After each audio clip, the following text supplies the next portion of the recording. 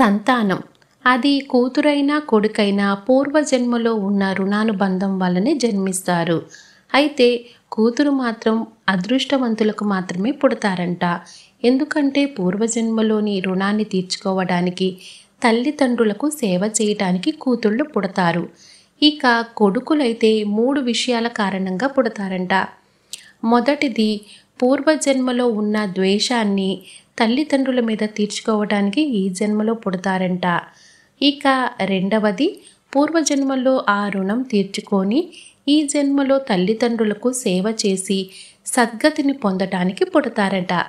ఇక మూడవది తల్లిదండ్రుల చేత ఎక్కువగా ధనాన్ని అంటే డబ్బును ఖర్చు పెట్టించటానికి పుడతారంట అని శాస్త్రాలు చెప్తున్నాయి. మరి ఈ విషయంలో మీరేమనుకుంటున్నారో తప్పకుండా కామెంట్లో తెలియచేయండి. జై శ్రీరామ్.